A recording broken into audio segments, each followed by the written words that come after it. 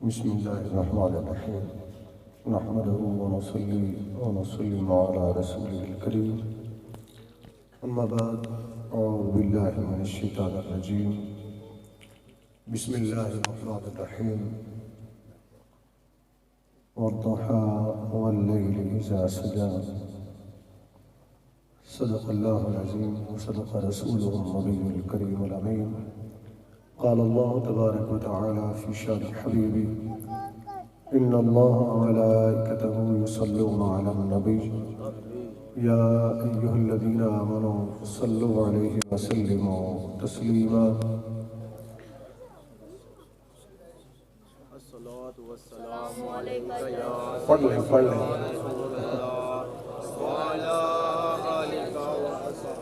میں ایک بات آپ کو سمجھا دوں، ابتدا میں ہی سمجھ لیں سارے دوست، یہاں نوجوان بچے بیٹھے ہیں، اہل علم بھی بیٹھے ہیں، وہ تو سمجھتے ہیں اس بات کو۔ آیت درود جب پڑھی جائے نا، یہ حکم ہے اللہ کا۔ کس کا حکم ہے؟ اللہ کا۔ اللہ حکم دے رہا ہے کہ ایمان والو درود السلام پڑھو۔ اللہ کے حکم کے بعد کسی کے حکم کا انتظار کرنا، کسی کے کہنے کا انتظار کرنا کہ فلاں کہے تو درود پڑھو، میرے خیال میں یہ ہمیں زیب نہیں دیتا، یہ ہمیں اچھا نہیں لگتا۔ کہیں ایسا نہ ہو کہ ہم اللہ کے حکم پر کسی اور کے حکم کو اہمیت دے رہے ہیں۔ لہذا جب آیت درود، بچہ جانتا ہے نا آیت درود کو، کہ بے شک اللہ اور اس کے فرشتے نبی صلی اللہ علیہ وسلم پر درود بھیجتے ہیں، اے ایمان والو تم بھی خوب درود و سلام بھیجو۔ تو جب یہ آیت پڑھی جائے نا تو پھر خاموش نہ رہا کریں، جہاں بھی بیٹھے ہیں کسی بھی جگہ۔ میں جہاں جاتا ہوں تو یہ بات لوگوں کو میں عرض کرتا ہوں کہ خدا را اس پر تھوڑا سا توجہ دیں، اور منتظر نہ رہا کریں کہ اللہ کا حکم آ گیا اس کے بعد نقیب محفل کہیں، خطیب محفل کہیں، نعت خواں کہے، قاری صاحب کہے تو پھر ہم درود پڑھیں گے، ورنہ خاموشی سے بیٹھے رہیں گے۔ نہیں، جب درود پاک کی آیت پڑھی جائے تو مل کر درود پاک پڑھ لیا کریں۔ اب میں آیت پھر پڑھتا ہوں، یہ میں نے سمجھا اس لیے دیا ہے تاکہ آپ سب، ہم سب یہاں جو بیٹھے ہوئے ہیں نا، ایک دھبا جو ہم پر لگتا ہے نا وہ یہ ہے نا کہ یہ صرف لنگر کھانے والے ہیں، ٹھیک ہے نا جی۔ ایک دھبا ہم پر یہ بھی لگتا ہے نا کہ چاول کھانے کے پیچھے دوڑ پڑتے ہیں، روٹیاں کھانے کے پیچھے دوڑ پڑتے ہیں، جی لڑتے ہیں اس کے پیچھے۔ نہیں، ہماری ان محافل کا مقصد یہ قطعاً نہیں ہوتا ہے، یہ بات ذہن میں رکھ لیں۔ ہماری ان محافل کا مقصد یہ ہوتا ہے کہ آقا علیہ السلام کا ذکر ہو، آقا علیہ السلام کے صحابہ، اہل بیت اطہار رضوان اللہ تعالی علیہم اجمعین، ان کا ذکر ہو، ان کی سیرت، ان کی سوانح، ہم اسے جانیں اور اس پر عمل کرنے کی کوشش کریں۔ ہم ان کی محبت میں یہاں آتے ہیں، جب ان کی محبت میں ہم یہاں آتے ہیں نا تو پھر اس محبت کا اظہار بھی ہمیں کرنا چاہیے، اس انداز میں کہ ہم نے درود پاک مل کے پڑھنا ہے۔ آیت درود کو پھر سماعت کیجئے۔ ان اللہ ملائکتہ یصلون علی النبی یا ایھا الذین آمنوا صلوا علیہ وسلموا تسلیما۔ الصلاۃ والسلام علیک یا سیدی یا رسول اللہ وعلی آلک وصحبک یا سیدی یا حبیب اللہ۔ الصلاۃ والسلام علیک یا سیدی یا رسول اللہ وعلی آلک وصحبک یا سیدی یا رحمۃ للعالمین۔ نہایت ہی واجب الاحترام سامعین کرام، السلام علیکم ورحمۃ اللہ وبرکاتہ۔ آج کی جو بابرکت محفل ہے، پیچھے جو فلیکس لگا ہوا ہے اس میں میرے خیال میں لگی ہوئی ہے ذکر حبیب خدا صلی اللہ علیہ وسلم۔ جب میں حاضر ہوا تو میں نے پوچھا کہ کس میں موضوع پہ گفتگو ہونی چاہیے۔ پہلے جو موضوع آیا وہ یہ تھا کہ پنجتن پاک پہ گفتگو کرو، اور غور سے سن لیجیے گا، پنجتن پاک پہ گفتگو کریں۔ پھر دوسرا پیغام آیا جی سرکار دو عالم صلی اللہ علیہ وسلم اور جشن چونکہ مولا کائنات کی یوم ولادت وہ بھی تذکرہ ہے، حضرت علی کا ذکر بھی ہو جائے اور ساتھ عظمت والدین۔ پھر جب نعت پڑھی جا رہی تھی نا پیر میر علی شاہ صاحب رحمۃ اللہ علیہ، میں اس کو بڑے ذوق سے سنتا بھی ہوں، اور جب میں اکیلے بیٹھا ہوتا ہوں تو اس کو پڑھتا بھی ہوں۔ ایک نعت ایسی ہے جو ایک کیفیت طاری کر دیتی ہے، اور یہ نعت پیر میر علی شاہ صاحب رحمۃ اللہ علیہ نے مکۃ المکرمہ میں سرکار دو عالم صلی اللہ علیہ وسلم کا جب ان کو مقام ہمارا کے اوپر دیدار ہوا نا، آقا علیہ الصلوۃ والسلام کا دیدار ہوا، زیارت ہوئی، تب وہیں بیٹھ کر پیر میر علی شاہ صاحب نے یہ نعت لکھی۔ اب دیکھنے کے بعد پیر میر علی شاہ صاحب فرما رہے ہیں سبحان اللہ ما اجملک ما احسنک، یعنی سبحان اللہ ما اجملک ما احسنک، یہ وہ دیکھ کر بیان فرما رہے ہیں پیر میر علی شاہ صاحب۔ تو وہ جب پڑھ رہے تھے تو دوران نعت ہی پیغام آ گیا مجھے عابد بھائی کی طرف سے، کدھر بیٹھے ہوئے ہیں، عابد بھائی کی طرف سے پیغام آئے گا جی ڈاکٹر صاحب سے کہیں جی سرکار دو عالم صلی اللہ علیہ وسلم کی حسن و جمال اور محبت کا تذکرہ کریں اور آقا بے عظمت کے والد ہے۔ میں کوشش کروں گا کہ ان ساری چیزوں پر گفتگو ہو جائے۔ وقت کا میں نے پہلے پوچھ لیا ہے کہ ٹائم کتنا ہے ہمارے پاس، کیونکہ ٹائم کافی لیٹ ہو گیا، میں اپنے ٹائم پہ آ گیا تھا، میں بڑا اس چیز کا پابند ہوں، میں جس سے بات کر لیتا ہوں نا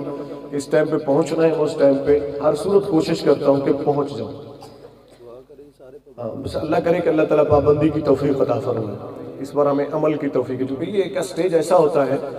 کہ جہاں ہم دعویٰ تو یہ کرتے ہیں جی ہم اپنے وقت میں کر دیں گے جی، بہت کم لوگ اس پر عمل کرتے ہیں اور پھر ہم بڑھتے چلے جاتے ہیں، کیونکہ وقت کم اور بات بڑی اہم کرنی ہے۔ لہذا اس سے پہلے کہ میں گفتگو شروع کروں یہ میں چاہوں گا کہ ان بچوں کو درمیان یہ آگے سے ہٹا دیں تاکہ یہ بار بار پریشان نہ کریں، بچوں کو یہاں سے اٹھا دیں، مہربانی اٹھا دیں بچوں کو، کوئی بات نہیں، 2 منٹ ٹھہر جاتے ہیں ہم، کوئی بات نہیں، ان بچوں کو اٹھائیں، ادھر پیچھے کریں، اٹھ جائیں بیٹا اٹھ جائیں، چھوٹے بچے اٹھ جائیں جو شرارت کر رہے ہیں نا ان کو اٹھا دیں، شاباش اٹھا دی، بڑے آگے آ جائیں بڑے آگے آ جائیں، پیچھے کر دیں بچوں کو، پیچھے اس طرف کر دیں۔ اب درود شریف پڑھیے جی، الصلاۃ والسلام علیک یا سیدی یا رسول اللہ وعلی آلک و صحبک یا سیدی یا حبیب اللہ، الصلاۃ والسلام علیک یا سیدی یا رسول اللہ وعلی آلک و صحبک یا سیدی یا رحمت للعالمین۔ بیٹا آپ کو نیند آ رہی، سیدھے ہو کے بیٹھو، بہت بری بات ہے، اس لیے کہ ہم اپنے نبی کے ذکر کی محفل میں بیٹھے، میری نظر سب پہ ہوگی، یہ نہیں ہوگی نہیں ہوگی، جس نے بیٹھنا ہے تو وہ میرے اوپر احسان نہیں کرنا، وہ اپنے آقا کا ذکر سننے بیٹھا ہے، اور میرے آقا کا ذکر آپ کا میرا محتاج نہیں ہے، یہ میں بھی آپ کو بتاتا ہوں، مت توہین کیا کریں اپنے آقا کی ذکر کی محفل میں بیٹھ کر، اور عام لوگوں کے محفل کے انداز میں اسٹائل میں آپ بیٹھ جاتے ہیں، یہ تو وہ پاک نام ہے کہ 1000 بار بشیم دہن سے مشت و گلاب، انوز نام تو گفتن کمال بے ادبیست۔ سرکار کی بارگاہ کا ادب سیکھیے، ان کی محفل کا ادب سیکھیے صلی اللہ علیہ وسلم، یہ کسی سیاسی آدمی کا جلسہ نہیں ہوتا ہے، لہذا مہربانی کیا کریں کہ اس ادب کو مد نظر رکھا کریں۔ کس نبی کا ذکر کرنے ہم بیٹھے صلی اللہ علیہ وسلم، کسی عام شخصیت کا نہیں،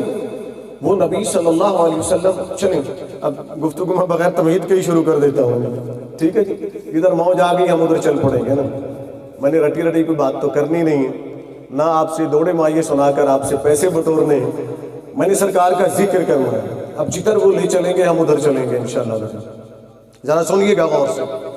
ہم کس نبی کا ذکر کرنے بیٹھے ہیں صلی اللہ علیہ وسلم، اور ہم کتنے لاپرواہ ہوتے چلے جا رہے ہیں کہ ہمیں ان کی بارگاہ کا، ان کی ذکر کا، ان کی محفل کا ادب خیال بالکل نہیں رہتا ہے، ہم عامیانہ انداز میں کوئی یوں کر رہا ہے، کوئی یوں پڑا ہوا ہے، کوئی یوں، کیا ہمارے نبی صلی اللہ علیہ وسلم سامنے ہوتے تو ہم ایسا کرتے، ہم اس طریقے سے کرتے؟ یہ کہ ہمیں سوچنا چاہیے، یہ قابل فکر بات ہے، یہ ہماری محفل کے اندر باتیں نہیں ہوتی ہیں، ہونی چاہیے، بتانا چاہیے ہمارے لوگوں کو کہ ہم اپنے آقا صلی اللہ علیہ وسلم کا ذکر سننے بیٹھیں تو ادب کا کرینہ کیا ہے، اس کا طریقہ کیا ہے، ہم بیٹھیں تو کیسے بیٹھیں سرکار دو عالم صلی اللہ علیہ وسلم کے ذکر پاک کی محفل میں، ہم اس آقا کے ذکر میں کی محفل میں اکثر لوگوں کو کہتا بھی ہوں، یہ غور سے سن لیجیے گا، کوئی دیوار کی ٹیک لگائے ہوئے مجبور ہے، جو بیمار ہے وہ معذور ہے، وہ الگ ہے، اس کے لیے اجازت ہے وہ کرسی پہ بیٹھ جائے، وہ دیوار کی ٹیک لگ جائے، وہ معذور ہے، جو معذور نہیں وہ، میری بات کو توجہ سے سنیے گا، جب کچھ نہ تھا تو میرا رب تھا، جب کچھ نہ تھا میرا رب تھا، رب نے اپنے محبوب کو بنایا صلی اللہ علیہ وسلم، اور ایک بار اللہ نے محبوب سے فرمایا محبوب مانگ جو مانگتے ہیں، مجھ سے سوال کیجیے، میں اس وقت کی بات کروں جب کچھ بھی نہ تھا، آقا کریم علیہ السلام رب کریم کی بارگاہ میں عرض کرتے مولا مجھے کچھ نہیں چاہیے، میری امت کی بخشش کا پروانہ لکھ دے۔ نہیں جب کچھ نہ تھا تب بھی امت کی یاد، تب بھی امت کی یاد۔ اور سرکار کے ذکر کی محفل سے جا کے آپ بیٹھے ہیں، آقا علیہ السلام جب اس دنیا میں تشریف لائے، ولادت مصطفیٰ ہوئی صلی اللہ علیہ وسلم، مشہور روایت کہ سر سجدے میں ہے، شہادت کی انگلی اٹھی ہوئی ہے۔ حضرت ام شفا فرماتی ہیں کہ ہم نے چاہا کہ ہم جھک کر سنیں تو صحیح نا کہ میرے نبی صلی اللہ علیہ وسلم فرما کیا رہے ہیں۔ آپ ادھر آئے، آگے آ جائیں، میرے پاس سامنے آئے گا۔ نبی کریم صلی اللہ علیہ وسلم کیا فرما رہے ہیں؟ فرماتی ہیں ہم نے کان لگا کر سنا، کان لگا کر سنا تو زبان مصطفیٰ پر جاری تھا اللہم رب سلم امتی، اللہم رب سلم امتی، اے اللہ میری امت کو سلامت رکھنا، اے اللہ میری امت کو سلامت رکھنا۔ اب سنتے جائیے گا غور سے، جب آپ تھک جاتے ہیں نا، جب آپ سرکار کے ذکر کی محفل میں بیٹھے ہوئے کوئی ادھر منہ کر رہا ہے کوئی ادھر منہ کر رہا ہے، بڑے پھنے خواہ بنتے ہو، احسان کرتے ہو میرے نبی پر صلی اللہ علیہ وسلم۔ ارے ان کے در کے ٹکڑوں کے بھکاری ہو تم، ان کے در کے غلام ہو تم ادنا، اور تمہیں اتنا تمیز اور شعور نہیں ہوتا کہ ہم کائنات کے آقا صلی اللہ علیہ وسلم، سید المرسلین صلی اللہ علیہ وآلہ وسلم، رحمت للعالمین صلی اللہ علیہ وسلم، وجہ وجود کائنات، باعث تخلیق کائنات، جان کائنات، روح کائنات، منبع کائنات، صلی اللہ علیہ وسلم کے ذکر پاک کی محفل میں بیٹھے ہیں، کچھ ادب کا تقاضا بھی تو ہے نا، اس کو بھی تو ملحوظ خاطر رکھنا چاہیے نا۔ ان کا ذکر سنتے ہوئے ہم کبھی تھک جاتے، کبھی کچھ کرتے، اتنا سنا کرو جتنا سن سکو، نہ بیٹھا کرو، نہیں بیٹھ سکتے نہ بیٹھو، مگر بیٹھ کر پھر ادب کے تقاضوں کو مد نظر رکھا کرو۔ سنو، پیدا ہوئے تو امت کی یاد، طائف کی بستی کے اندر گئے میرے کریم آقا علیہ السلام، جب طائف والوں نے ظلم و ستم کی انتہا کر دی، اس وقت جانتے ہیں یہاں علماء بھی بیٹھے، حافظ ذیشان صاحب ماشاءاللہ فاضل ہیں، وقاص صاحب بھی، حافظ وقاص نام ہے نا، حافظ غلام فرید صاحب بھی بیٹھے ہوئے ماشاءاللہ، یہ بھی صاحب علم ہیں، اور دیگر احباب بھی بیٹھے ہوئے۔ سرکار دو عالم صلی اللہ علیہ وسلم پر جب انہوں نے ظلم و ستم کی انتہا کر دی نا، ہواؤں کا فرشتہ آیا، بادلوں کا فرشتہ آیا، پہاڑوں پر مقرر فرشتہ آیا، سمندروں پر مقرر فرشتہ آیا، ارے آسمانوں کا فرشتہ آیا، جبرائیل امین آئے علیہ السلام، یہ سارے فرشتے حاضر ہوئے۔ اگر عرض کی یا رسول اللہ صلی اللہ علیہ وسلم اگر اجازت دیں، آپ حکم کریں، ہواؤں کا فرشتہ عرض کرتا ہے آپ حکم کریں تو ہوا کا طوفان لا کر طائف والوں کو اڑا کر رکھ لوں،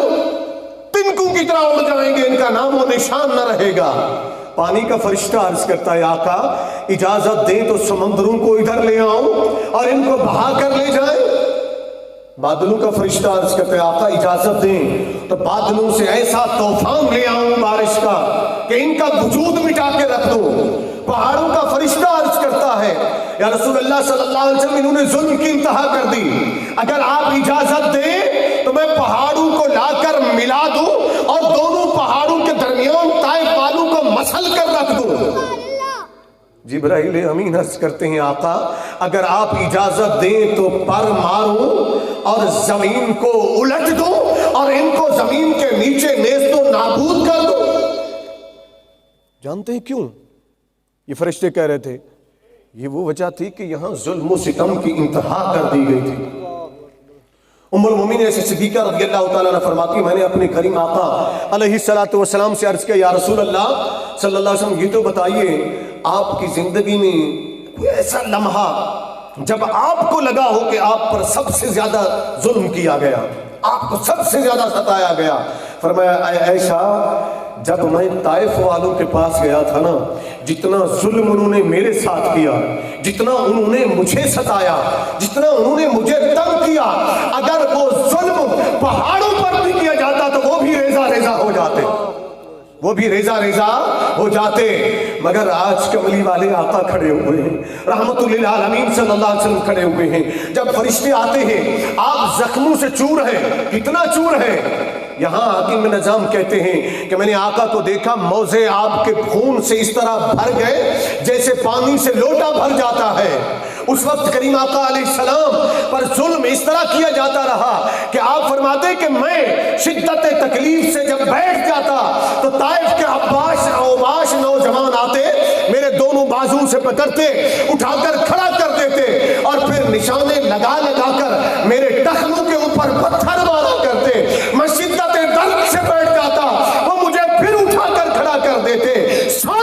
اے میرے نبی کے ذکر کی محفل میں بیٹھنے والے، اے نبی کے آداب کو بھول جانے والے، اے آقا علیہ السلام کے ذکر کی محفل میں بے دھیانی کو لا کر بیٹھنے والے، اے اپنی توجہات کو ادھر ادھر کر دینے والے، تیرے نبی نے تیرے لیے کیا کیا سہا ہے، مگر تجھے اپنے نبی کی بارگاہ کا ادب نہیں رہا، ان کا خیال نہیں رہا، کبھی سوچا کہ ان کا مقام کتنے بلند و بالا ہے۔ اس وقت میرے نبی صلی اللہ علیہ وآلہ وسلم فرماتے ہیں، اے جبرائیل، اے میکائیل، اے پانوں کے فرشتے، اے پہاڑوں کے فرشتے، اے بادلوں کے فرشتے، اے زمین کے فرشتے، اے پر مار کر الٹ دینے والے، سنو،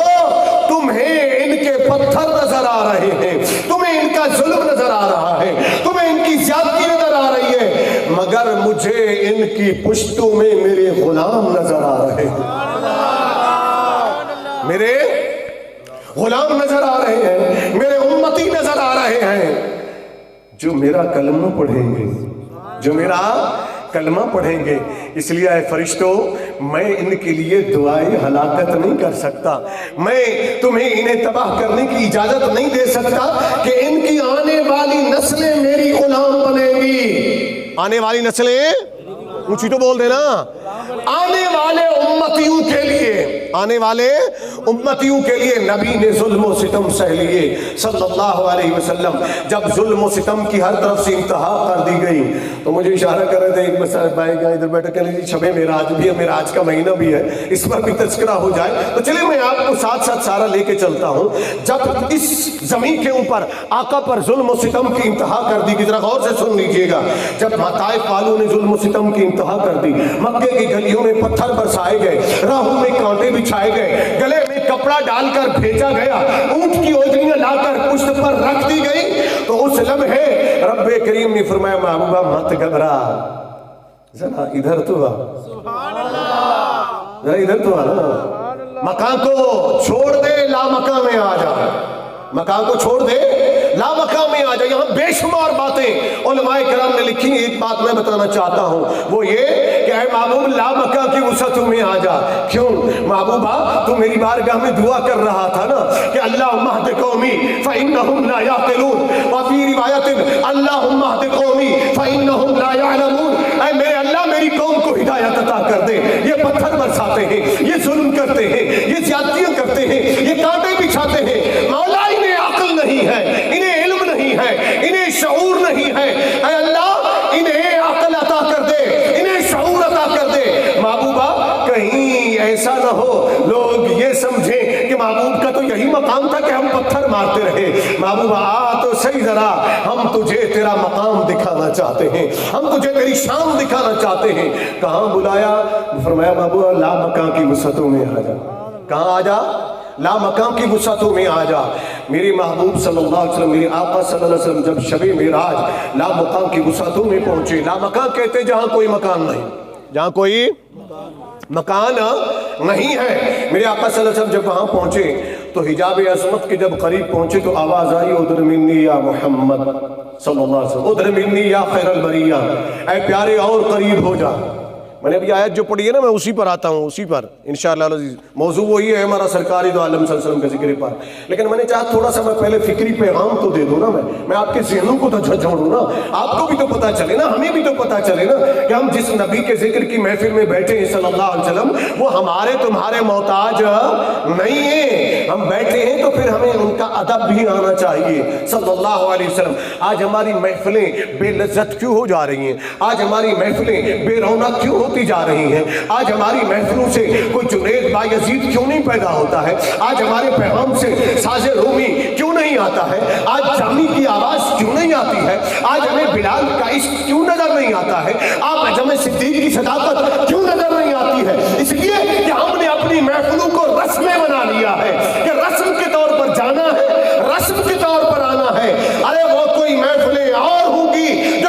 یہ رسم کی محتاج ہے، میرے نبی کے ذکر کی محفل کسی رسم کی محتاج،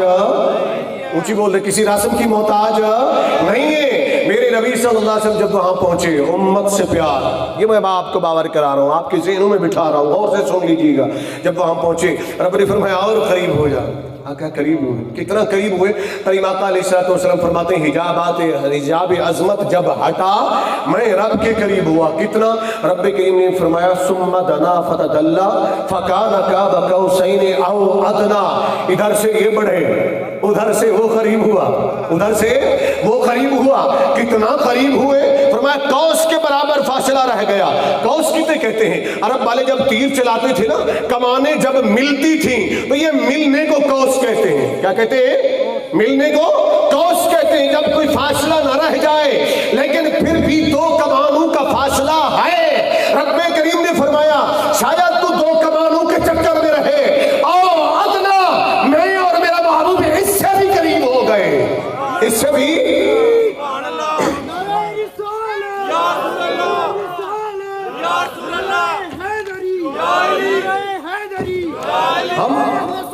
ہم اس سے بھی قریب ہو گئے جب اتنے قربت کے لمحے آئے، جب اتنے قربت کے لمحے آئے۔ جانتے ہیں کیا ہوا وہاں پر؟ جانتے ہیں وہاں پر کیا ہوا؟ جہاں اور گفتگو ہوئی نا، کلام ہوا محب اور محبوب کے درمیان میں، اس کو چھوڑتے ہوئے میں اصل موضوع پہ رہوں گا اور اسی پہ آپ کو لے کر آؤں گا اور اسی پہ پیغام دے کر جاؤں گا آپ کو۔ سنیے گا ذرا غور سے۔ میرے کریم آقا علیہ السلام جب واپس آنے لگے تو رب کریم نے فرمایا محبوبہ امت کے لیے کچھ چاہیے، کچھ عطا کر دوں؟ عرض کی مولا۔ اب یہاں ایک سوال اور بھی ہوا، وہ بھی سن لینا، اسی کے ساتھ تعلق رکھتا ہے۔ رب نے فرمایا محبوب میرے لیے کیا لائے ہیں آپ جب وہاں سے آئے؟ اب غور سے سنیے گا، کیا لائے ہیں آپ؟ عرض کی مالک مولا التحیات للہ والصلوات والطیبات، پڑھتے ہیں نا آپ نماز میں، التحیات پڑھ لینا، للہ والصلوات والطیبات، یہ پڑھا۔ عرض کی مالک مولا میری تمام عبادتیں تیرے لیے ہیں، میری مالی عبادتیں ہوں، میری بدنی عبادتیں ہوں، سب تیرے لیے، میرا جینا مرنا تیرے لیے، میرا سب کچھ تیرے لیے۔ اسی مفہوم کو قرآن نے بیان کیا، قل ان صلاتی ونسکی ومحیائی ومماتی للہ رب العالمین۔ جب محبوب نے یہ عرض کی نا، رب نے فرمایا محبوب پھر ہماری طرف سے بھی تحفہ لے لے نا، تو تحفہ دے رہا ہے تو ہماری طرف سے بھی لے لے۔ تحفہ کیا ملا؟ فرمایا السلام علیکہ ایھا النبی ورحمۃ اللہ وبرکاتہ، اے محبوب تجھ پر سلام بھی ہو، میری برکت بھی ہو، میری رحمت بھی ہو تیرے اوپر۔ جب نبی نے دیکھا کہ رحمت الہی کا دریا جوش میں آیا، رب سلامتیاں بھیج رہا ہے، تو وہاں رب کریم کے محبوب نے تیرے اور میرے نبی نے رب کی بارگاہ میں عرض کی السلام علینا۔ سبحان اللہ، سبحان اللہ۔ کبھی یہ بات سمجھائی ہوتی نا کسی نے تو پھر آپ پھڑک جاتے۔ السلام علینا، ہم پر بھی سلام ہو، وعلی عباد اللہ الصالحین، اور تیرے صالح بندوں پر بھی سلامتی ہو۔ یہاں غور کیجئے گا، یہ وہ گھڑیاں ہیں جہاں ایک رب ہے اور ایک مصطفیٰ ہے، ایک محب ہے ایک محبوب ہے۔ اور پھر اگر میں یوں کہوں کہ وہ بھی محب ہے یہ بھی محب ہے، وہ بھی محبوب ہے یہ بھی محبوب ہے، وہ بھی مطلوب ہے یہ بھی مطلوب ہے، وہ بھی مقصود ہے یہ بھی مقصود ہے، میں کہوں کہ وہ بھی عاشق ہے یہ بھی عاشق ہے، میں کہوں کہ یہ بھی محمود ہے یہ بھی محمود ہے، میں کہوں وہ بھی حامد ہے یہ بھی حامد ہے، تو بات کوئی غلط نہ ہوگی۔ تو ذرا سنیے گا، محبوب محبوب سے کیا کہتا ہے، محب محب سے کیا کہتا ہے، مطلوب مطلوب سے کیا کہتا ہے، عاشق عاشق سے کیا کہتا ہے، ذرا غور سے سن لیجئے گا۔ اب یہاں تنہائی کے لمحات ہیں، ارے تیرا یار مدتوں بعد ملے، تیرا دوست مدتوں بعد ملے، تیرا مرشد مدتوں بعد آ جائے، تیرا استاد مدتوں بعد آ جائے، تو تجھے کچھ ہوش نہیں رہتا، بس اسی کو ہی تکتا رہتا ہے نا، اسی کو ہی دیکھتا رہ جاتا ہے۔ اور جب رب کے محبوب گئے ہوں گے، جب رب کے محبوب گئے ہوں گے، رب سے ملاقات ہوئی ہوگی بلا حجاب، بلا حجاب، رأیت ربی فی احسن صورتی، کہ میں نے اپنے رب کو بڑی اچھی صورت میں دیکھا۔ حضرت عبداللہ بن عباس رضی اللہ تعالیٰ عنہما سے پوچھا گیا کہ کیا نبی کریم صلی اللہ علیہ وسلم نے اپنے رب کو دیکھا؟ تو انہوں نے آگے سے فرمایا نعم رآہ محمد ربہ، کہ محمد صلی اللہ علیہ وسلم نے اپنے رب کو دیکھا ہے، محمد صلی اللہ علیہ وسلم نے اپنے رب کو دیکھا ہے۔ تو میرے آقا جب رب کو دیکھا تو رب کی بارگاہ میں وہاں چاہیے تو یہ تھا نا کہ محبوب عرض کرتے مولا ٹھیک ہے مجھ پر سلامتی بھی ہو، مجھ پر رحمت بھی ہو، مجھ پر برکت بھی ہو، میں جا رہا ہوں السلام علیہ کہہ کے واپس لوٹ آتے، ٹھیک ہے نا بات ختم ہو جاتی مولانا، السلام علیہ واپس لوٹ آتے، لیکن میرے نبی نے یہ نہیں کہا، میرے نبی نے رب کی بارگاہ میں یہ عرض کیا السلام علینا، یہ جمع متکلم کا صیغہ ہے، ضمیر جمع متکلم کی ہے، عرض کی آقا ہم پر بھی سلام ہو، یہ ہم تو جمع کا صیغہ ہے نا، نبی کی ذات تو ایک تھی نا، آقا علیہ السلام فرماتے السلام علیہ، اے اللہ مجھ پر بھی سلامتی ہو اور تیرے نیک بندوں پر بھی سلامتی ہو، نیک بندوں کا ذکر عرض کر دیا کہ آقا اللہ تیرے نیک بندوں پر تو تیری سلامتی ہوگی نا، تیری رحمت ہوگی نا، تیرا پیار ہوگا نا، رہ گئے میری امت کے گناہگار، رہ گئے میری امت کے گناہگار، اے میرے اللہ میں نے ان کو اپنے دامن کرم میں چھپا لیا ہے، اپنے دامن کرم میں چھپا لیا، اے میرے مالک جہاں مجھ پر سلامتی بھیجے وہاں میرے دامن میں چھپے میرے گناہگار امتی بھی ہوں گے، ان پر بھی سلامتی نازل فرما دے، ان پر بھی سلامتی نازل فرما دے۔ ذرا غور تو کرنا اس مقام پر پہنچ کر جو میں فکر دینا چاہتا ہوں آپ کو، جو پیغام دینا چاہتا ہوں آپ کو، کہ اس مقام پر پہنچ کر جہاں تنہائیاں تھی، جہاں ایک اللہ تھا اور ایک اس کے محبوب صلی اللہ علیہ وسلم تھے، وہاں بھی نبی نے یاد رکھا تو تجھے یاد رکھا، یاد رکھا تو تجھے یاد رکھا۔ جب واپس پلٹ کر آئے میرے نبی صلی اللہ علیہ وسلم، وصال مصطفیٰ ہوا، آخری بات بھی وصال کے متعلق بھی سنا دوں، اس امت سے پیار پر توجہ کیجیے گا۔ جب آقا علیہ السلام کا وصال مبارک ہوا، لحد مبارک کے اندر اتارا گیا تو حضرت قسم بن عباس رضی اللہ تعالیٰ عنہ فرماتے مدارج النبوت شیخ عبدالحق محدث دہلوی اور شواہد الحق امام یوسف بن اسماعیل نبہانی رحمۃ اللہ علیہ کہ جب آخری دیدار میں نے کیا قبر انور کے اندر، فرماتے چہرہ انور سے کپڑا اتارا، میں نے دیکھا تو میرے نبی کے لب مبارک، ہونٹ مبارک ہل رہے تھے، حرکت میں تھے، میں نے کان لگا کر سنا کہ سنوں تو صحیح میرے آقا کیا فرما رہے ہیں۔ فرماتے جب میں نے سنا تو آواز آ رہی تھی اللہم رب سلم امتی، اللہم رب سلم امتی، اللہم رب سلم امتی، اے اللہ میری امت کو سلامت رکھنا، اے اللہ میری امت کو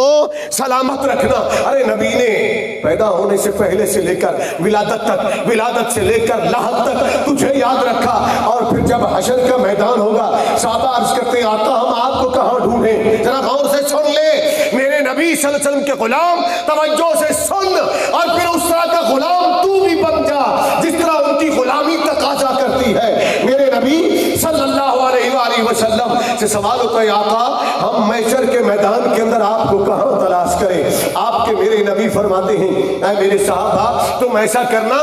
میزان پر آ جانا، جہاں میزان لگا ہو نا،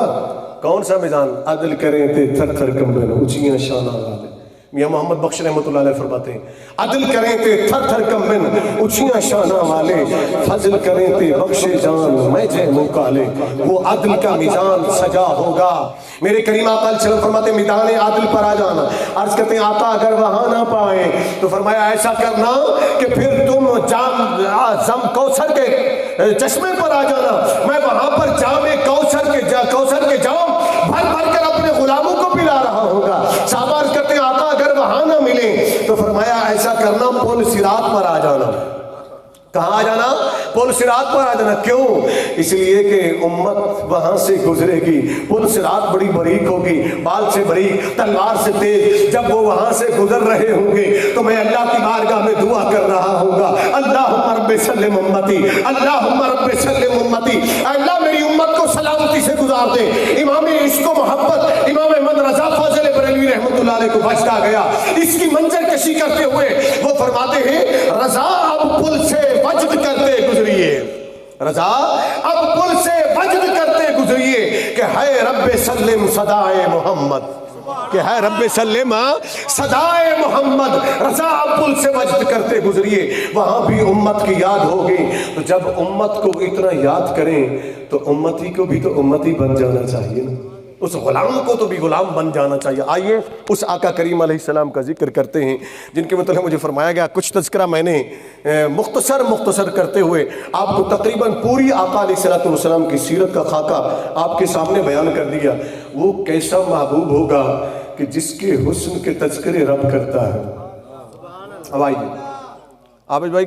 یہ آپ کی فرمائش اور میں بھی گفتگو کر رہا ہوں، جو آپ نے کہا رہا جی سرکار کی شان اور حسن ذکر تذکرہ ہو جائے، ذرا غور سے سنیے گا۔ میں نے آپ کو پیغام دیا، میسج دیا ہے، یاد رکھیے مجھے اس سے کوئی غرض نہیں ہے مجھے کوئی بلاتا ہے یا نہیں بلاتا، اللہ کی عزت کے ساتھ مجھے اس سے کوئی غرض، میں نے کبھی اس کی غرض نہیں رکھی ہے، لیکن اب جاتا جہاں بھی ہوں نا میرا دل دکھتا ہے، میں جاتا جہاں بھی ہوں پیغام یہ ضرور دیتا ہوں، خدا کے لیے نبی کے غلام بن جاؤ، خدا کے لیے نبی کے غلام بن جاؤ صلی اللہ علیہ وسلم۔ نبی کی غلامی تمہیں ہر غلامی سے آزادی عطا کر دے گی، ہر غلامی سے آزادی عطا کر دے گی۔ عزت چاہتے ہو، عزت والے نبی کے سچے غلام بن جاؤ، باادب غلام بن جاؤ۔ پھر عزتیں کیسے ملتی جانتے ہو کہ در در پر بکنے والا، نسل در نسل بکنے والا، نسل در نسل بکنے والا غلام جب سب کا غلام بنا رہا تو غلام تھا، غلام رہا،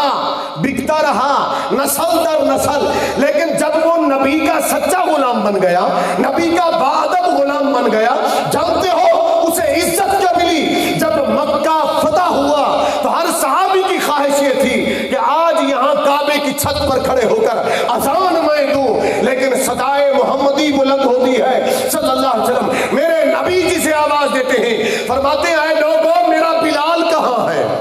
اے لوگوں میرا بلال کہاں ہے؟ آقا کیوں؟ فرمایا آج کوئی سردار اذان نہیں دے گا، آج کوئی بڑا اذان نہیں دے گا، آج کوئی قبیلے کا سردار اذان نہیں دے گا، آج پیسے والا اذان نہیں دے گا، آج یہ عزت اگر کسی کو ملے گی تو وہ جو نسل در نسل غلامی نے بکتا چلا آیا اور ہماری غلامی میں آیا تو ہم نے اس کو آزادی کے ساتھ عزت عطا فرما دی۔ آج بلال کعبے کی چھت پر کھڑے ہو کر اذان دے گا۔ بن تو جائیے نا، نبی کے سچے غلام تو بن جائیے نا، نبی کا ادب کرنے والے غلام تو بن جائیے نا، تو وہ حسن کیسا حسن ہوگا، وہ نبی کیسا نبی ہوگا صلی اللہ علیہ وسلم۔ اگر وہ چلے تو رب ذکر فرمائے، وہ اٹھے تو رب ذکر فرمائے، وہ بولے تو رب ذکر فرمائے، وہ ہاتھ اٹھائے تو رب ذکر فرمائے، وہ سنے تو رب ذکر فرمائے، وہ قدم خرامہ رکھے تو رب اس کا تذکرہ فرمائے، وہ نسل در نسل پشت در پشت آئے رب اس کے تذکرے قرآن کے اندر فرمائے، اور جب وہ مانگ نکال کر بیٹھے،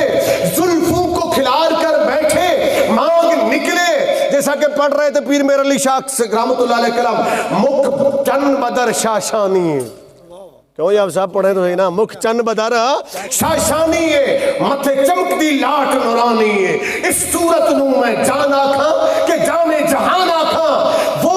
مکھ بدر جو تھا نا جسے دیکھا پیر میر علی شاہ صاحب نے، جب اس پر آقا کنگھی فرماتے تو صحابہ کرام فرماتے کنڈل والی زلفیں، زلفیں کنڈل والی تھی نا، وہ کنڈل والی زلفیں آقا کے نورانی کانوں مبارک کو گھیر لیتی، اور جب یوں بل کھاتی تو ایسے لگتی جیسے 14ویں، اگر اندھیری رات ہو نا، اندھیری رات، میں تھوڑا سا آپ کو سمجھا دیتا ہوں، اندھیری رات ہو، دور کہیں اگر وہاں پر ایک لائٹ چل رہی ہو، ایک لائٹ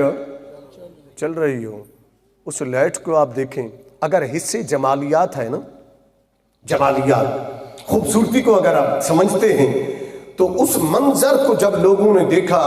تو وہ دیکھتے ہی رہ گئے کہ اندھیرے کے اندر دور کہیں ٹمٹماتی ایک لائٹ چل رہی ہے، آپ اس کو دیکھتے ہیں تو آپ حیران رہ جاتے ہیں۔ اگر آپ گاؤں میں چلے جائیں نا، ابھی بھی دیہاتوں کے اندر میں جاتا ہوں نا مختلف جگہوں پر پروگراموں میں، تو راتوں کو بسا اوقات کسی مقام سے میں گزرتا ہوں، وہاں لائٹیں نہیں ہوتی لیکن اندھیرا بہت زیادہ ہوتا ہے، تو میں آج کل تو میرا بیٹا ساتھ ہوتا ہے، پہلے ڈرائیور ساتھ ہوتا تھا، تو میں اسے کہتا تھا کہ یار گاڑی روکو یہاں، گاڑی روکو یہاں، کوئی کہتا ڈاکٹر صاحب آپ کیا کر رہے ہیں، اندھیرے کے اندر جنگل ہے، یہاں آپ گاڑی رکوا رہے ہیں، کوئی یہاں پر خطرہ ہو جائے، کوئی آ جائے۔ میں نے کہا مجھے کوئی خطرہ نہیں ہے، مار دیں گے زیادہ سے زیادہ، یہی کچھ کریں گے نا، مرنا تو ہے نا ایک دن، جیسے آج کل ڈرایا ہونا جی کرونا وائرس آ گیا، کرونا وائرس آ گیا، جیسے ایٹم بم گر گیا، ارے موت اللہ نے دینی ہے، کرونا وائرس نے نہیں دینی ہے، موت اللہ نے دینی ہے، کسی ڈاکو نے نہیں دینی ہے، موت اللہ نے دینی ہے، کسی دہشت گرد نے نہیں دینی ہے۔ مت ڈرا کیجیے کسی سے، اپنے رب پر ایمان رکھیے، اپنی احتیاطی تدابیر وہی کیجیے، وضو کیجیے، 5 وقت نماز پڑھیے، اللہ کا قرآن پڑھیے، مجھے کوئی نہیں مار سکتا ہے، کوئی نہیں مار سکتا، وہاں میں رکتا کیوں ہوں؟ ذرا سنیے گا، وہ اندھیرے کے اندر سیاہ رات ہوتی ہے نا تو جگنو چل رہا ہوتا ہے، جگنو کھیتوں کے اندر نا، کھیتوں کے اندر بہت زیادہ ہوتا ہے نا جگنو، چھوٹے چھوٹے سے، وہ ان کے پیچھے ایک لائٹ قدرتی لگی ہوتی ہے، اس کا چارج کوئی نہیں ہوتا ہے، اس کا بل کوئی نہیں ہوتا ہے، یہ اللہ کی طرف سے دی ہوئی لائٹ ہے اور نسل در نسل چل رہی ہے، مگر آج تک ختم نہیں ہوتی۔ وہ جگنو جب چل رہا ہوتا ہے نا، اللہ کی عزت کی قسم اتنے پیارا منظر، اندھیری رات ہوتی ہے اور وہاں وہ جگنو چلتا ہے، ایسا خوبصورت منظر نظر آتا ہے، اللہ کی قدرت وہاں نظر آتی ہے، حسن وہاں نظر آتا ہے۔ میرے کریم آقا علیہ السلام جب کنگھی دے کر بیٹھتے تھے نا تو صحابہ کیا فرماتے ہیں؟ صحابہ فرماتے جب کنگھی دے کر بیٹھتے کریم آقا تو یوں لگتا جیسے قرآن کھلا ہوا ہے، یوں لگتا جیسے مصحف کھلا ہوا ہے، یوں لگتا آقا کا چہرہ مبارک کہ جیسے چاندی چمک رہی ہے۔ وہ فرماتے ہیں آقا کریم علیہ السلام جب پانی پیتے نا تو آپ کی گردن مبارک سے ہم پانی کو گزرتے ہوئے دیکھا کرتے تھے، وہ حسن تھا میرے مصطفیٰ کا۔ جب اس طرح بن سنور کر میرے آقا بیٹھتے ہوں گے تو پھر رب کریم کو بھی پیار آ گیا۔ رب کریم نے بیان فرمایا وَالضُّحَىٰ وَاللَّيْلِ إِذَا سَجَىٰ، میں ترجمہ کروں گا وہ جو شاہ عبدالعزیز محدث دہلوی نے تفسیر عزیزی کے اندر اسی آیت کا ایک ترجمہ کیا، امام فخر الدین رازی رحمۃ اللہ علیہ نے تفسیر کبیر کے اندر اسی آیت کا ایک ترجمہ کیا۔ وہ ترجمہ کیا ہے؟ اے چاش کی طرح چمکتے پیارے محبوب تیرے مکھڑے کی قسم، تیرے مکھڑے کی قسم، واللیل اذا سجا، جب اس تیرے چاش کی طرح چمکتے چہرے کو اندھیری رات کی طرح تیری سیاہ زلفیں گھیر لیتی ہے، تو بڑا سوہنا لگتا ہے اے محبوب مجھے اس لمحے کی قسم، واللیل اذا سجا، جب تیری زلفیں تیرے چہرہ اقدس کو گھیر لیتی ہے۔ اور رب کریم کے وہی محبوب جب چلتے ہیں تو رب کریم فرماتا ہے لا اقسم بہذا البلد وانت حل بہذا البلد، اے پیارے مجھے شہر مکہ کی قسم ہے، شہر مکہ کی قسم اس لیے نہیں اٹھائی میرے رب نے کہ اس کے اندر مکہ ہے، اس لیے قسم نہیں اٹھائی کہ اس کے اندر صفا و مروہ ہے، اس لیے قسم نہیں اٹھائی کہ اس کے اندر حجر اسود ہے، اس لیے قسم نہیں اٹھائی کہ اس کے اندر مقام ابراہیم ہے۔ اگر اللہ نے ان کی وجہ سے قسم اٹھانی ہوتی تو صاحب آدم کے اندر قسم اٹھائی ہوتی، صاحب شعیب کے اندر قسم اٹھائی ہوتی، صاحب شیش کے اندر قسم اٹھائی ہوتی، کہ صاحب نوح کے اندر قسم اٹھائی ہوتی، ابراہیم خلیل اللہ کے صاحب میں قسم اٹھائی ہوتی، داؤد علیہ السلام پر اتاری گئی کتاب کے اندر قسم اٹھائی ہوتی، موسیٰ کلیم اللہ پر اتاری گئی کتاب کے اندر قسم اٹھائی ہوتی، عیسیٰ روح اللہ پر اتاری گئی کتاب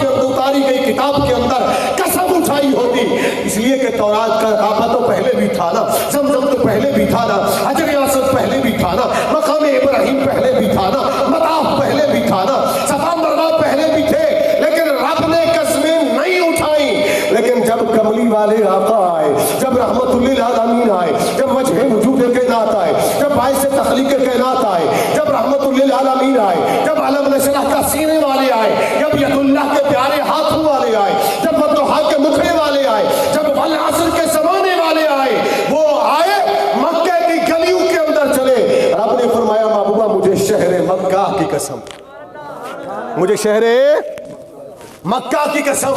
کیوں قسم ہے؟ وجہ بھی بتا دی، فرمایا وَأَنْتَ حِلٌّ بِهَذَا الْبَلَدِ، اے پیارے آپ اس شہر میں رہتے ہیں اس لیے مجھے شہر مکہ کی قسم، مجھے شہر مکہ کی قسم۔ تو محبوب آئے تو اللہ نے شہر مکہ کی قسمیں بیان فرمائی، محبوب چلے تو اللہ نے اس کا تذکرہ فرمایا، محبوب کے حسن و جمال کا تذکرہ رب تبارک و تعالیٰ نے بیان فرمایا۔ اور محبوب کیسے خوبصورت ہے، میلاد کی محفل ذکر حبیب خدا کہ محفل اور سرکار کا ذکر انہوں نے کہا سنائیے۔ اب ذرا سنیے تو صحیح نا ایک بات، یہاں بڑی پیاری بات میں عرض کر دوں، آقا علیہ السلام پیدا ہوئے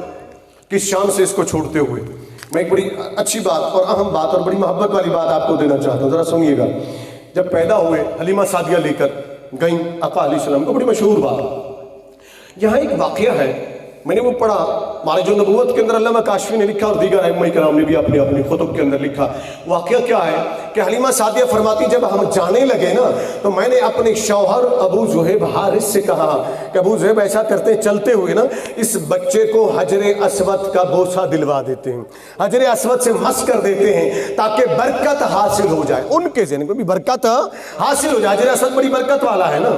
اور حجر اسود کے متعلق علماء کرام یہ فرماتے دور سے کھڑے ہو کر بھی اگر کوئی اسے بوسہ دے گا نا ہاتھ کا یوں اشارہ کر کے یوں چوم لے گا اپنے ہاتھ کو تو حجر اسود گواہی دے گا، اور تم سے چوم لے گا تب بھی وہ گواہی دے گا قیامت تک۔ وہ حجر اسود جو چوما جاتا ہے جو جنتی پتھر ہے، سنیے حلیمہ سعدیہ فرماتی جب ہم نبی کریم صلی اللہ علیہ وآلہ وسلم کو حجر اسود کے قریب لے کر گئی نا کہ حجر اسود کے ساتھ مس کریں تو حجر اسود نے کعبے کو چھوڑ دیا، حجر اسود نے کعبے کو چھوڑ دیا، وہ کونے میں جہاں لگا ہوا تھا نا اس نے وہ جگہ چھوڑ دی، اور چھوڑنے کے بعد وہ اکٹھا ہوا اور اس نے آ کر رخ مصطفیٰ کو چوم لیا، اس نے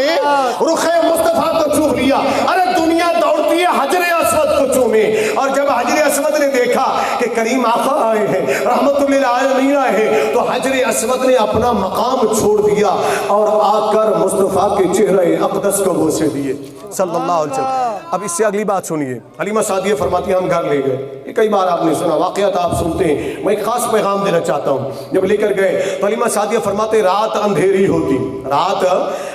ہوتی، میرے شوہر ابو ذہیب حارث باہر جانا چاہتے اندھیری رات میں، تو اس وقت کیا کرتے تھے؟ فرماتی ہیں ایسا کرتے اندھیرا ہوتا، وہاں لالٹین تو تھی نہیں، یہ روشنیاں تو تھی نہیں نا، لائٹیں جو لگی ہوئی ہے نا، ٹارچر تو تھی نہیں جو کہ وہ بنا لیتے اور لے کر چلے جاتے ٹارچ کر لیتے، لالٹین یہ چراغ کہیں کہیں ہوں گے چراغ وہ پرانے دور کے، اور تیل بھی نہیں ملتے تھے، غربت بڑی تھی، افلاس بڑی تھی۔ اب سنیے فرماتی ہے کہ میرے شوہر رات کو اگر کسی کام کے لیے نکلتے تو میرے ہاشمی بیٹے کو بنگوڑے سے اٹھاتے اور اپنے سینے سے لگاتے، ان کے چہرے سے کپڑا ہٹا دیتے، جدھر گزرتے وہ راستے روشن ہو جایا کرتے تھے، وہ راستے روشن ہو جایا کرتے تھے۔ یہ حلیمہ سعدیہ فرما رہی ہیں۔ اور پھر اگر کسی کو یہاں کسی کے ذہن میں کوئی خلش آئے نا تو آؤ ام المومنین سیدتنا عائشہ صدیقہ رضی اللہ تعالیٰ عنہا کی بارگاہ میں لے چلو، بڑی مشہور حدیث پاک، مولانا روم نے بھی اسے لکھا اور دیگر ائمہ محدثین نے بھی اسے لکھا، بڑی صحیح روایت فرماتی کہ کریم آقا علیہ السلام ایک بار گھر میں تشریف لائے، میرے سوئی میرے ہاں گم ہو گئی کپڑے سینے والی، میں ہاتھ مار مار کر سوئی تلاش کر رہی تھی، میرے آقا اندر تشریف لائے تو آپ کے قدموں پر میرے ہاتھ پڑے تو آقا علیہ السلام نے پوچھا حمیرہ ہو؟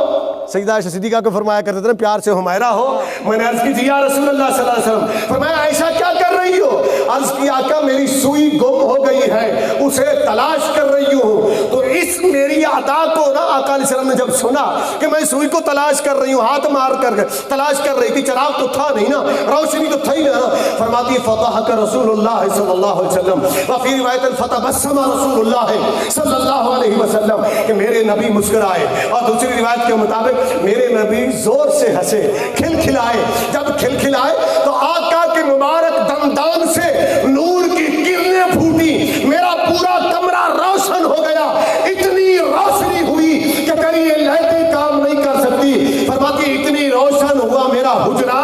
کہ میں نے گم شدہ سوئی کو اس روشنی کے اندر تلاش کر لیا۔ نعرہ تکبیر، اللہ اکبر، نعرہ رسالت، نعرہ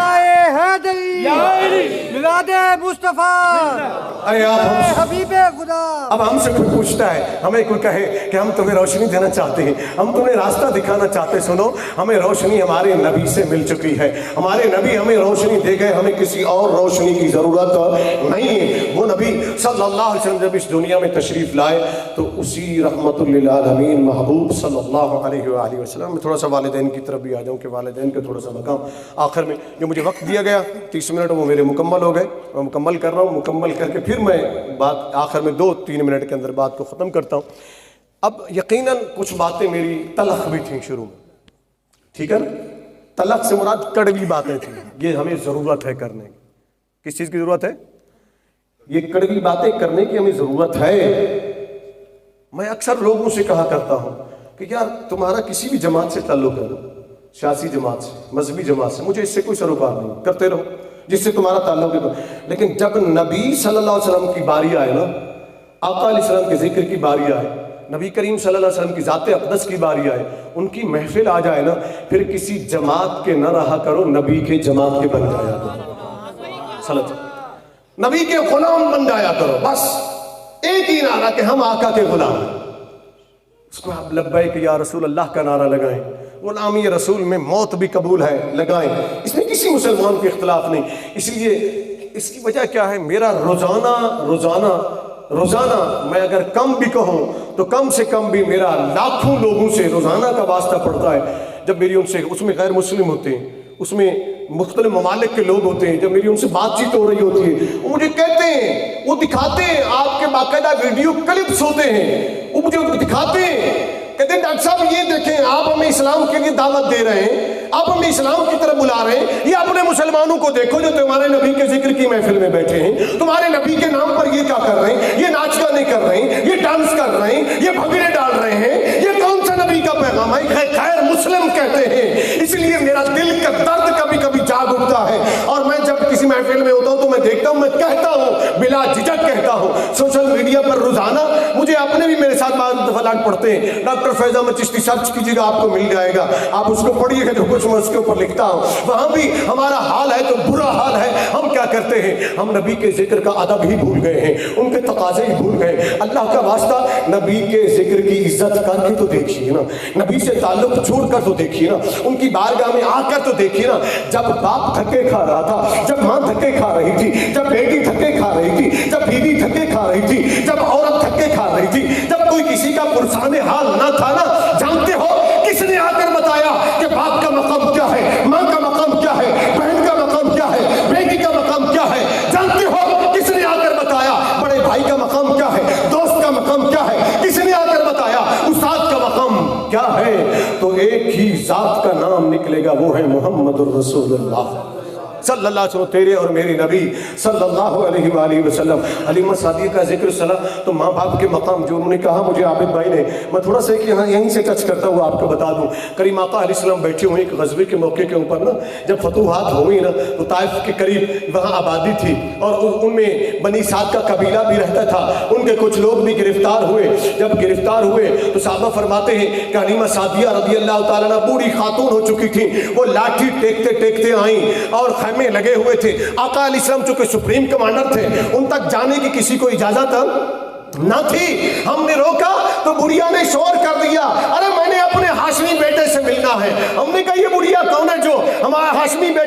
بیٹا کہہ رہی ہے؟ کہتے ہیں ادھر خیموں کے اندر میرے کریم آقا کے کانوں تک آواز پہنچی تو آپ باہر دوڑے، خیمے سے باہر آئے. سنو، حلیمہ سعدیہ میرے نبی کی رضائی ماں ہے، نو ماں پیٹ میں رکھنے والی نہیں ہے، پیدا کرنے والی نہیں ہے. یہ حلیمہ سعدیہ رضائی ماں ہے، دوسرے قبیلے سے تعلق رکھتی ہے. آقا نے جب آواز سنی کانوں میں آئی تو میرے نبی خیمے سے باہر آئے. فرمایا میرے صحابہ کون ہے؟ عرض کی آقا ایک خاتون ہے بوڑھی، لاٹھی ٹیکتے ہوئے آئی ہے، کہتی ہے میں نے اپنے ہاشمی بیٹے سے ملنا ہے. ہم نے کہا تیرا یہاں کوئی ہاشمی بیٹا نہیں ہے. کہا اسے لے آؤ، مجھ سے ملنا چاہتی ہے، لے آؤ اسے. فرماتے صحابہ کہ ہم لے کر گئے. جب ہم لے کر گئے وہ بوڑھی خاتون بیٹھنے لگی نیچے. ذرا سنیے، اس طرف توجہ رکھے، خدا میں اختتام کر رہا ہوں بات کو توجہ سے، کہ میرے آقا کے غلام صحابہ فرماتے وہ خاتون نیچے بیٹھنے لگی نا، اس کے مطابق کہ ایک تو ہم پکڑے گئے، ہمارے لوگ پکڑے گئے ہیں، اور پھر سوالی بند کر آئی ہے.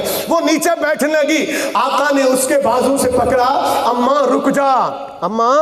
رک جا. جب وہ ٹھہر گئی تو میرے نبی نے اپنی چادر مبارک کاندھے سے اتاری جو اوڑی ہوئی تھی نا، وہ چادر مبارک جس کا اگر ہمیں ایک ٹکڑا مل جائے تو ہم کل کائنات قربان کر دیں، کل جہان قربان کر دیں. وہ میرے نبی صلی اللہ علیہ وسلم اپنی چادر مبارک اتاری، نیچے بچھائی، ایک ان کے لیے بچھائی اور ایک حسان بن ثابت کے لیے بچھائی رضی اللہ تعالیٰ عنہ. اپنی ثنا کرنے والے کے لیے اپنی چادر بچھائی، اور وہاں کریم آقا علیہ السلام نے فرمایا اماں اب بیٹھ جا،